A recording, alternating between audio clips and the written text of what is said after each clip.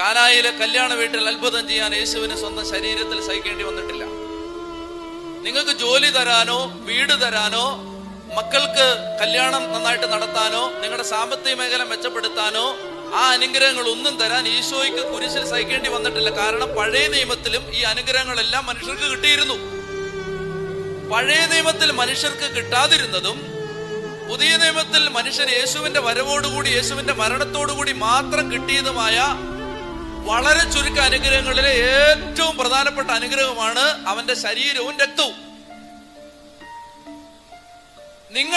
നിങ്ങൾക്ക് വീട് വേണമെന്ന് പറഞ്ഞു, ജോലി വേണമെന്ന് പറഞ്ഞു, കർത്താവിന് വിരോധമില്ല. മക്കളെ വേണമെന്ന് പറഞ്ഞു, മക്കൾക്ക് പഠിക്കണമെന്ന് പറഞ്ഞു, മക്കൾക്ക് കല്യാണം നടത്തണമെന്ന് പറഞ്ഞു, മക്കൾക്ക് കുഞ്ഞുങ്ങൾ ഉണ്ടാവണമെന്ന് പറഞ്ഞു, തെറ്റില്ല, കർത്താവിന് വിരോധമില്ല. അപ്പൊ ദൈവം ഈ അനുഗ്രഹങ്ങളെല്ലാം തരികയാണ് നിങ്ങൾക്ക്. പക്ഷെ ഇതിനകത്തൊരു പ്രശ്നമുണ്ട്. പ്രശ്നം ഞാൻ പറയാം. കർത്താവ് ഈ അനുഗ്രഹം ഒന്നും തരാൻ അവന്റെ ശരീരത്തിൽ സഹിച്ചിട്ടില്ല. അപ്പൊ നിങ്ങൾ ചോദിക്കുന്നത് എന്താണ്? അവൻ ശരീരത്തിൽ സഹിച്ചിട്ടില്ലാതെ അവന് ഫ്രീ ആയിട്ട് തരാൻ പറ്റുന്ന അനുഗ്രഹമാണ് ചോദിക്കുന്നത്. അവൻ തരും. എന്നാൽ അവൻ പറയാണ്, മക്കളെ, ഞാൻ ഒരനുഗ്രഹം തരാൻ ഒരുപാട് സഹിച്ചിട്ടുണ്ട്. ആ അനുഗ്രഹം നിനക്ക് വേണ്ട.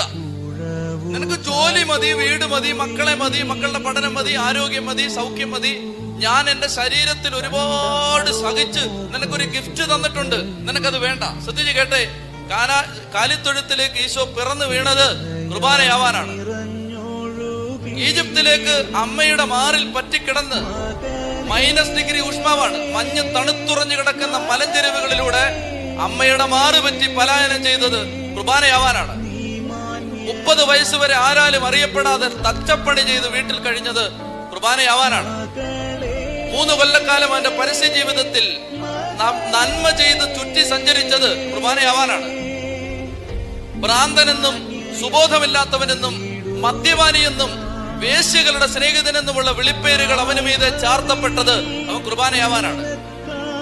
ഗെത്സമനിയിൽ കണ്ണുനീര് ചോര പോലെ പെയ്ത സന്ധ്യയിൽ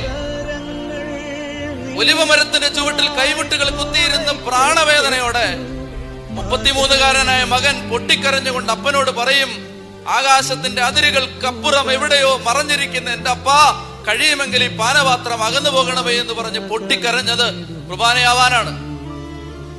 ഒറ്റ രാത്രിയിൽ അവനെ 4 കോടതികൾ വിചാരണ ചെയ്തത് കുർബാനയാവാനാണ്. അന്നാസിന്റെയും കയ്യാപ്പായുടെയും ഹേറോദിന്റെയും പീലാത്തോസിന്റെയും കോടതി മുറികളിൽ നാണം കെട്ടവനെ പോലെ നമ്രശിരസ്കനായി നീചനും നിന്ദിക്കപ്പെട്ടവനുമായി തലകുലിച്ചു നിന്നത് കുർബാനയാവാനാണ്. കൽത്തൂണിലേക്ക് കെട്ടിയിടപ്പെട്ട് കാരിരുമ്പിന്റെ കായബലമുള്ള പടയാളി ചാട്ടവാറുകൊണ്ട്, ചാട്ടവാർ എന്ന് പറയുമ്പോ ഉരുക്കിൻ കഷണങ്ങളും ഈയക്കട്ടകളും കാരിരുമ്പാണികളും ചേർത്തുണ്ടാക്കിയ ഒരു മാരകായുധമായിരുന്നു ചാട്ട. ആ ചാട്ട കൊണ്ട് 33-കാരനായ ഒരു ചെറുപ്പക്കാരന്റെ മൃദുല ശരീരത്തിലേക്ക് കാരിരുമ്പിന്റെ കരുത്തുള്ള പടയാളി ആഞ്ഞടിക്കുമ്പോൾ ഓരോ അടിയും അടി കൊള്ളുമ്പോൾ അടിക്ക് ശേഷം ചാട്ട തിരിച്ചു വരുമ്പോൾ മാംസക്കട്ടകൾ പറഞ്ഞു തൂങ്ങി ചാട്ടയോടൊപ്പം തിരികെ വരുന്ന മാരക മരണവേദന സഹിച്ചത് കുർബാനയാവാനാണ്. പ്രിയപ്പെട്ടവരെ, പെറ്റതള്ള കണ്ണുനീരോടെ ആൾക്കൂട്ടത്തിന്റെ നടുവിൽ മകൻ അടിയേൽക്കുന്നത് കണ്ടു നിന്നത് മകനെ കുർബാനയാക്കാനാണ്. നിങ്ങൾ ജെറുസലേമിൽ വിശുദ്ധ നാട്ടിൽ പോയിട്ടുണ്ടെങ്കിൽ ഒരു കിടങ്ങ് കാണാം. രാത്രി മുഴുവൻ അടികൊണ്ട് വേദനിച്ച് ശരീരം അവനെ വീണ്ടും വസ്ത്രം ധരിപ്പിച്ച് രാത്രി മുഴുവൻ ഒരു കിണറ്റിലേക്ക്, പൊട്ടക്കിണർ പോലൊരു കിടങ്ങിലേക്ക് കപ്പിക്കകത്ത് കയറിട്ട് തൊട്ടി കിണറ്റിലേക്ക് ഇറക്കുന്നത് പോലെ യേശുവിനെ കയറുകൊണ്ട് വരിഞ്ഞു കെട്ടി ഒരു കിടങ്ങിലേക്ക് ഇറക്കി രാത്രി മുഴുവൻ ആ കിടങ്ങിലാണ് ഇട്ടത്. ആ കിടങ്ങ് ഇപ്പോഴും ഉണ്ട് ജെറുസലേമിൽ. രാത്രി മുഴുവൻ അടികൊണ്ട് നുറുങ്ങുന്ന മരണവേദന എടുക്കുന്ന ശരീരവുമായി കണ്ണുനീരിലും ദുഃഖത്തിലും അവൻ പിടഞ്ഞത് കുർബാനയാവാനാണ്. പിറ്റേ പ്രഭാതത്തിൽ അവനെ വീണ്ടും വസ്ത്രം ധരിപ്പിച്ച് കാൽവരിയുടെ നെറുകയിലേക്ക് കൊണ്ടുപോകുമ്പോ കുരിശിന്റെ വഴിയുടെ ഫോട്ടോകളിൽ നമ്മൾ കണ്ടിട്ടുള്ള ഫോട്ടോയിലെല്ലാം ഈശോ നല്ല ആരോഗ്യത്തോടെ തോളത്ത് ലാഘവ ബുദ്ധിയോടെ ഒരു കുരിശെടുത്തോണ്ട് പോകുന്ന പടമാണ്. അതൊന്നും അല്ല കുരിശ് മരണം. യഹൂദ ചരിത്രകാരന്മാരായ ഒക്ടേവിയൻ, ജോസേഫൂസ് എന്നൊക്കെ പറയുന്ന ചരിത്രകാരന്മാർ യേശുവിനെ കുരിശിൽ മരിപ്പിച്ച കൊന്ന രീതി ചരിത്രത്താളുകളിൽ എഴുതി വെച്ചിട്ടുണ്ട്. അതെങ്ങനെയാണെന്നറിയാമോ? നെടുകയുള്ള കുരിശിന്റെ ഭാഗം നേരത്തെ തന്നെ കാൽവരിയുടെ മുകളിൽ നാട്ടിവെച്ചിരിക്കും. കുറുകയുള്ള ഭാഗമാണ് ഈശോ ചുമക്കുന്നത്. അത് തോളിൽ വെച്ച് ചുമക്കുകയല്ല. അവന്റെ കഴുത്തിന്റെ പിന്നിലേക്ക് ഈ മരക്കഷണം, അവനേക്കാൾ 10 ഇരട്ടി ഭാരമുള്ള ഈ മരക്കഷണം ചേർത്ത് വെച്ച് കയറുകൊണ്ട് കെട്ടും. അപ്പോൾ ഈശോ ഗാഗുൽത്ത മലയിലേക്ക് നടന്നു പോകുന്നത് കുരിശാകൃതിയിലാണ്. കുരിശിന്റെ വഴി പ്രാർത്ഥന ചൊല്ലിയിട്ടുള്ളവർക്കറിയാം, നമ്മൾ ഇങ്ങനെ വായിക്കും, അവൻ 3 തവണ വീണു. 3 എന്നുള്ളത് പ്രാർത്ഥിക്കാൻ വേണ്ടി സഭ നിജപ്പെടുത്തി തന്ന, ചുരുക്കി തന്ന സംഖ്യയാണ്. 3 അല്ല, 30 വീണിട്ടുണ്ടാവും. 3 വീണാലും 30 വീണാലും 300 വീണാലും വീണവൻ വീണത് മുഖമിടിച്ചാണ്. മുഖമിടിച്ച് വീണത് കുർബാനയാവാനാണ്. ഒടുവിൽ മകന്റെ ചോര വീണുറഞ്ഞ മണ്ണിൽ ഒരു അമ്മയുടെ കണ്ണുനീര് പെയ്യുന്ന കാൽവരിയുടെ കഥനയാത്രയിൽ, കാൽവരി മലയുടെ നെറുകയിൽ ഈ കുരിശ് യാത്ര അവസാനിക്കുമ്പോ നെടുകയും കുറുകയും ഈ തടിക്കഷണങ്ങൾ ചേർത്ത് കെട്ടി കുരിശാക്കി അതിന്റെ മീതെ ഈ 33കാരന്റെ വടുക്കളേറ്റ, തളർന്നു കിടക്കുന്ന അടിയേറ്റ ശരീരത്തെ കിടത്തിയിട്ട് കരചരണങ്ങൾ വലിച്ചു നീട്ടി 4-5 ഇഞ്ച് നീളമുള്ള കാരിരുമ്പിന്റെ ആണി, കൈവെള്ളയിലല്ല കൈത്തണ്ടയിൽ, ഇവിടെയാണ് ആണിയടിച്ചത്, കൈത്തണ്ടയിൽ ആണിയടിച്ച് അവനെ കുരിശിൽ തൂക്കാൻ ആണിയടിക്കുമ്പോ ചോര ചാലുകീറി ഒഴുകിയത് കുർബാനയാവാനാണ്. അവന്റെ വിലാവ് കുത്തി തുളയ്ക്കപ്പെട്ടത് കുർബാനയാവാനാണ്.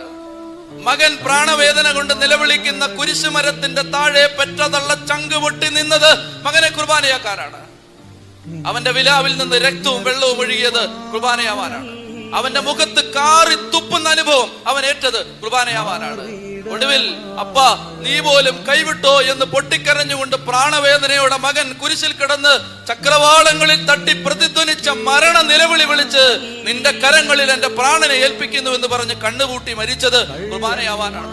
ദുഃഖം കണ്ണുനീരായി പെയ്ത ആ സായം സന്ധ്യയിൽ വാടിയ ചേമ്പിൻ തണ്ട് പോലെ തളർന്നു കിടന്ന മകന്റെ മൃതദേഹത്തെ മടിയിൽ കിടത്തി പെറ്റതള്ള പൊട്ടി പൊട്ടി കരഞ്ഞത് മകനെ കുർബാനയാക്കാനാണ്. കടം വാങ്ങിയ കല്ലറയിൽ അവനെ അടക്കിയത് കുർബാനയാക്കാനാണ്. പ്രിയപ്പെട്ട സഹോദരങ്ങളെ, നിങ്ങൾ ശ്രദ്ധിച്ചേ, മരണവേദന എന്ന് പറഞ്ഞാൽ അത് കുറഞ്ഞു പോവും. മരണത്തെക്കാൾ വലുതാണ് എന്റെ വേദന എന്ന് പറഞ്ഞുകൊണ്ട് കരഞ്ഞ ഈശോയെ നിങ്ങൾ ഓർക്കണം. അങ്ങനെ കരഞ്ഞ് കരഞ്ഞ് കരഞ്ഞ് കരഞ്ഞ് കരഞ്ഞ് ഉരുകി തീർന്ന് കാൽവരിയുടെ നെറുകയിൽ അവൻ അവന്റെ ശരീരവും രക്തവും കീറി മുറിക്കുന്നതിന്റെ തലേരാത്രിയിൽ ശിഷ്യന്മാരെ 12 പേരെ ഒരുമിച്ചിരുത്തിയിട്ട് അവൻ പറഞ്ഞു, മക്കളെ, എന്റെ ശരീരം നാളെ കീറി മുറിക്കപ്പെടും, എന്റെ രക്തം നാളെ കുരിശിലൂടെ കാൽവരിയിലൂടെ ഒഴുകും. എന്റെ ശരീരമാണ് ഈ അപ്പം, എന്റെ രക്തമാണ് ഈ വീഞ്ഞ്, ഇത് നിങ്ങൾ ഭക്ഷിക്കണം, ഇത് നിങ്ങൾ കുടിക്കണം എന്ന് പറഞ്ഞ് ശരീരവും രക്തവും ഭക്ഷിക്കാനും പാനം ചെയ്യാനും വെച്ച് തീരെഴുതി ഒരു നൈവേദ്യം പോലെ നമുക്ക് നേരെ വെച്ച് നീട്ടിയിട്ട്, പ്രിയപ്പെട്ടവരെ, നമുക്ക് വീട് മതി, ജോലി മതി, മക്കള് മതി, മക്കളുടെ ആരോഗ്യം മതി, മക്കളുടെ പഠനം മതി, മക്കളുടെ എൻട്രൻസ് മതി, യേശുവിനെ വേണ്ട, യേശുവിന്റെ ശരീരം വേണ്ട, യേശുവിന്റെ രക്തം വേണ്ട. ഇത് മാരകപാപമല്ലേ? ചൊല്ലി പറഞ്ഞേ ഹല്ലേലൂയാ, ചൊല്ലി പറയാ ഹല്ലേലൂയാ. പ്രിയപ്പെട്ട സഹോദരങ്ങളെ, മരണവേദന അനുഭവിച്ച് കൊല്ലപ്പെട്ട യേശു അവന്റെ ശരീരവും രക്തവും അൾത്താരകളിൽ ബലിയർപ്പിച്ച് വെച്ചു വിളമ്പുമ്പോ നമുക്ക് അത് വേണ്ട. നമുക്കന്നേരം കവലയിൽ നിന്നാ മതി, നമുക്കന്നേരം പുറത്ത് നിന്നാ മതി, നമുക്കന്നേരം ഒത്തിരി അത്യാവശ്യങ്ങളുണ്ട്. ഞാൻ കണ്ടിട്ടുണ്ട് പ്രിയപ്പെട്ടവരെ, പരിശുദ്ധ കുർബാനയ്ക്കിടയ്ക്ക് മൊബൈലും കൊണ്ട് ഓടുന്നവരെ, കുർബാനയ്ക്കിടയ്ക്ക് മൊബൈൽ ഉപയോഗിച്ച് വാട്സപ്പും ഫേസ്ബുക്കും ഒക്കെ നോക്കുന്നവരെ ഞാൻ കണ്ടിട്ടുണ്ട്. എന്റെ പ്രിയപ്പെട്ടവരെ, ഞാൻ നിങ്ങളോട് ചോദിച്ചോട്ടെ, നിങ്ങൾ ബഹുമാനപ്പെട്ട മുഖ്യമന്ത്രിയെ കണ്ടുകൊണ്ടിരിക്കുമ്പോ നിങ്ങൾക്ക് ഫോൺ വന്നാൽ നിങ്ങൾ എടുക്കുമോ? നിങ്ങളൊരു പോലീസ് സൂപ്രണ്ടിന്റെ മുമ്പിൽ ഒരു പരാതി കൊടുക്കാനിരിക്കുമ്പോ നിങ്ങൾക്ക് ഒരു ഫോൺ വന്നാൽ 5 മിനിറ്റ് പോവോ? നിങ്ങളുടെ ദൈവം വെറും 7ആം കൂലി ആയതുകൊണ്ടല്ലേ നിങ്ങൾ അവന്റെ ബലി നടക്കുമ്പോൾ ഫോണുമായിട്ട് ഓടുന്നത്, നിങ്ങൾ വൈകി വരുന്നത്? എന്റെ പ്രിയപ്പെട്ട സഹോദരങ്ങളെ, നിങ്ങൾ ശ്രദ്ധിക്കണം. കർത്താവ് വില കൊടുത്ത് വേദനിച്ച് തന്ന സമ്മാനമാണിത്. ആ സമ്മാനത്തെ താഴ്ത്തിക്കെട്ടരുത്, അത് വേണ്ടെന്ന് പറയരുത്.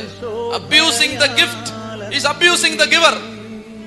സമ്മാനത്തെ നിന്ദിക്കുന്നത് സമ്മാനം തന്നവനെ നിന്ദിക്കുന്നതിന് തുല്യമാണ്.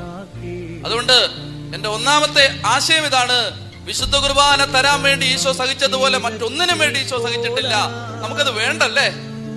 നമ്മുടെ കുടുംബങ്ങൾക്ക് അത് വേണ്ടല്ലേ? നമ്മുടെ മക്കൾക്ക് അത് വേണ്ടല്ലേ? എന്നിട്ട് ദുരിതങ്ങൾ വരുമ്പോ നമ്മൾ പറയാണ്, കർത്താവേ, ജോലി താ, വീട് താ, മക്കളെത്താ, ഞങ്ങൾക്ക് സമാധാനം താ. ഈശോ പറയും, മക്കളെ, പ്രാണൻ പൊട്ടി ഞാൻ നിങ്ങൾക്ക് എന്റെ ശരീരവും രക്തവും തന്നിട്ട് നിങ്ങൾക്ക് വേണ്ട, നിങ്ങൾക്ക് ജോലി മതിയല്ലേ? 10ാമത്തെ 20ാമത്തെ അനുഗ്രഹം മതി, നിങ്ങൾക്ക് 1ാമത്തെ അനുഗ്രഹം വേണ്ടേ?